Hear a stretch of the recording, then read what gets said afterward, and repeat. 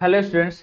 आज के इस वीडियो में हम आपको बताएंगे यूपी बोर्ड के लिए क्लास 10th में हिंदी का पेपर कैसे रहने वाला है। तो ये बहुत इंपॉर्टेंट वीडियो है, लास्ट तक जरूर जरूर देखना friends. Class 10th UP board की मैं बात कर रहा हूँ। यूपी बोर्ड में कैसे आएगा 2024 में पेपर, यहाँ पे देख लीजिए, यहाँ पे लिखा भी है क्लास 10th के लिए। ठीक है, तो जो आपका पेपर होगा टोटल 70 नंबर का होगा। कितने नंबर का होगा? 70 नंबर का होगा, क्योंकि जो 30 नंबर है वो आपको प्रैक्टिकल के लिए स्कूल से दिया जाएगा, प्रैक्टिकल में स्कूल से दिया जाएगा। और जो टाइम होगा 3 घंटे 15 मिनट का आपको टाइम दिया जाएगा। ठीक है फ्रेंड्स, ऐसे ही आएगा सेम टू सेम आपका पेपर। देखना 20 नंबर का यहाँ पे 30 नंबर आपको आपके स्कूल से दिया जाएगा प्रैक्टिकल में, और जो 20 नंबर का यहाँ पे ऑब्जेक्टिव क्वेश्चन आएगा। कितने नंबर का स्टूडेंट्स? 20 नंबर का यहाँ पे आपका ऑब्जेक्टिव क्वेश्चन आएगा, ये भी आपको ध्यान रखना है। तो पहले नंबर पे यहाँ पे जो निर्देश लिखा गया है, प्रारंभ में 15 मिनट परीक्षार्थियों को प्रश्न पत्र पढ़ने के लिए निर्धारित है। यानी कि शुरू में जो 15 मिनट मिलेगा आपको प्रश्न पत्र पढ़ने के लिए मिलेगा। और प्रश्न पत्र में दो खंड है, खंड आ तथा खंड बा, दो में विभाजित है, खंड आ और तथा खंड बा। बहुत सारे बच्चों को कंफ्यूजन था, तो आ में सबका सब ऑब्जेक्टिव होगा, जो आपको ओमार सीट, किस पे? ओ एमआर सीट, जिसमें कहते हैं गोला भरना है। गोला भरना रहेगा, वो आप किसी भी पेन से कर सकते हैं, चाहे वो ब्लैक पेन हो या आपका ब्लू पेन हो, किसी भी पेन से कर सकते हैं। ब्लैक या ब्लू दोनों में से किसी एक पेन से आप कर सकते हैं। ठीक है, और खंड आ में सभी बहुविकल्पी होंगे और सब 1 नंबर के होंगे, तो टोटल 20 नंबर का हो जाएगा। कितने नंबर का हो जाएगा? 20 नंबर का, जो एक आपको मार्कशीट मिलेगी उस पे करना होगा, तो ये लिखना नहीं होगा।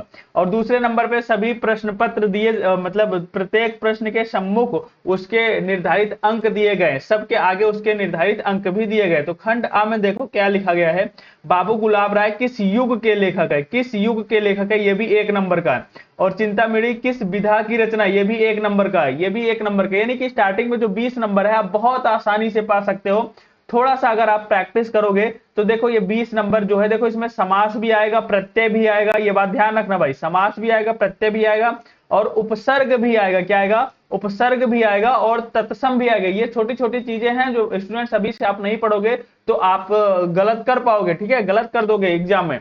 और संधि भी आ रही है, देख रहे हो, यड़ संधि का सूत्र भी पूछा गया है।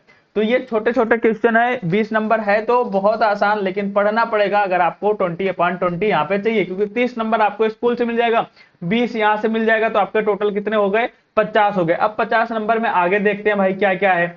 50 नंबर में आगे जो खंड बा है, इसमें आपको बोला गया है कि प्रश्न 1 एक निम्नलिखित गद्यांश पर आधारित 3 प्रश्नों के उत्तर दीजिए भाई। ठीक है, 3 प्रश्नों के उत्तर, यानी कि प्रश्न नंबर 4 या 5 होगा। तीनों प्रश्न है, 3 ही प्रश्न है और तीनों के आपको क्या देना है? उत्तर देना है।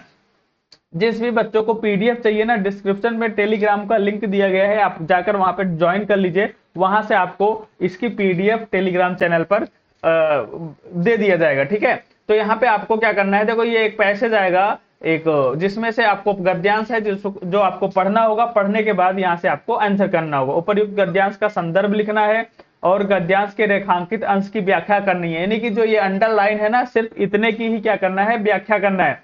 और लेखक के अनुसार समाज में भिन्नता देखकर लोग एक दूसरे की ओर क्यों आकर्षित होते हैं, ये आपको बताना। ये चीज जब आप पढ़ोगे तो ऑटोमेटिक आपको समझ में आ जाएगा। ठीक है, चाहे आप वो कर लो, चाहे आप दूसरा पैसेज कर लो, 2 पैसेज दिया गया है, चाहे जो आप कर सकते हो। सेकंड नंबर पे दिया गया है फ्रेंड्स, दिए गए पद्यांश पर आधारित 3 प्रश्न के उत्तर दीजिए। देखो, चरण कमल बंदो हरदाई जाकी कृपा गिरिलो, ये आपका दिया गया है। यहां से आपको इन तीनों प्रश्नों का उत्तर देना है। यहाँ पे भी आपको ऑप्शन दिया गया है, या करिए या तो आप दूसरा जो है ये पद्यांश दिया गया है, इस पद्यांश से करिए। 2 पद्यांश में से एक करना होगा, 2 गद्यांश में से एक करना होगा। तो ऑप्शन दिया रहेगा, काफी आपके लिए आसान हो जाएगा। दिए गए गद्यांश संस्कृत गद्यांश में किसी एक का संदर्भ सहित हिंदी में क्या कर दीजिए? अनुवाद कर दीजिए। जो आपके संस्कृत की बुक है ना, संस्कृत गद्यांश में, उसमें से भी 2 पैसेज आएगा। कितने पैसेज? 2 पैसेज आएगा। एक का यार हिंदी में अनुवाद कर देना, बस सिंपल सा है। और इसमें भी पद्यांश आ जाएगा, जिसमें से 2 पद्यांश दिए होंगे और एक का क्या करना होगा? हिंदी में अनुवाद कर देना होगा। ये भी कर देना। 4 क्वेश्चन आपके कंप्लीट हो गए। 5वां नंबर आपका खंड काव्य से होगा। आपके डिस्ट्रिक्ट में, हर एक डिस्ट्रिक्ट में अलग अलग खंड काव्य होता है, तो आपके डिस्ट्रिक्ट में जो खंड काव्य चलता होगा उसी से आपको इसी के बारे में चरित्र चित्रण करना होगा। तो मेवाड़ मुकुट कहीं चलता है, ज्योति जवाहर चलता है, कहीं मुक्त दूत चलता है। ठीक है भाई, तो ये आप देख लेना कहां पर जय सुभाष चल रहा है, मातृभूमि किसके डिस्ट्रिक्ट में कौन सा चल रहा है, ये आप देख के पढ़ना फ्रेंड्स। ऐसा नहीं है कि आप कोई भी लर्न कर लो, ऐसा कुछ भी नहीं है। ठीक है, तो जो आपके डिस्ट्रिक्ट में चलता है वही आपको लिखना होगा।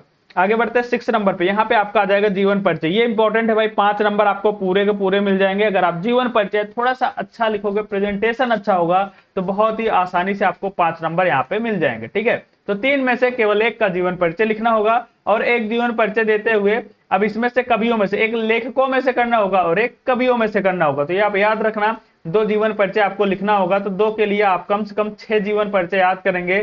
कितने जीवन परिचय? 6 जीवन परिचय, 3 यहाँ पे 3 यहाँ पे, तब आपको एक एक यहाँ पे आपको देखने को मिलेगा। ठीक है, तो 6 जीवन परिचय याद करना और उसको लिख के प्रैक्टिस करना है, ये ध्यान देना बोर्ड की कॉपी में। 7 नंबर में आते हैं जीवन परिचय लिखना कैसे, उसके लिए भी मैं अलग से वीडियो बनाऊंगा। ठीक है, अपना पाठ्य पुस्तक में कंठस्थ कोई एक श्लोक लिखिए जो इस प्रश्न पत्र में ना आया हो। देखो भाई, एक श्लोक भी लिखना है 2 नंबर का, भाई फ्री का नंबर है यार, कोई सा भी एक श्लोक याद करके लिख देना। बस इस प्रश्न पत्र में ना आया हो तो 2 याद कर लेना, क्या 2 याद कर लेना। अगर एक आ भी रहा है तो दूसरा टपक जाएगा भाई, दूसरा लिख देना। 8 नंबर में निम्नलिखित में से किन्हीं 2 प्रश्नों के का उत्तर संस्कृत में दीजिए। ये आपके संस्कृत से आएगा प्रश्न, इसका उत्तर दे देना, संस्कृत में दे देना। 9 नंबर में है भाई, ये देखो किसी एक पर निबंध लिखना। क्या लिखना है? निबंध लिखना। 9 नंबर का मेरे भाई, 9 नंबर का। कितने नंबर का है? 9 नंबर का। तो बहुत अच्छे से आप इस पे किसी पे भी एक निबंध याद कर लेना और आपके एग्जाम में आ जाएगा। फिर क्या कर देना भाई? छाप देना। क्या? छाप देना, ये बात याद रखना। तो टोटल यहाँ पे 9 क्वेश्चन आएंगे खंड बा में, और खंड आ में आपका 20 नंबर का ऑब्जेक्टिव आएगा। सो फ्रेंड्स, वीडियो कैसा लगा आपको? पीडीएफ चाहिए तो मिल जाएगा, और कमेंट्स करके जरूर बताना कि कैसा लगा आपको वीडियो, और नेक्स्ट वीडियो आप कौन से सब्जेक्ट पे चाहते हो कि मैं आपको वहां पे बताऊं कैसा पेपर आएगा। आज के लिए सिर्फ इतना ही। Thank you.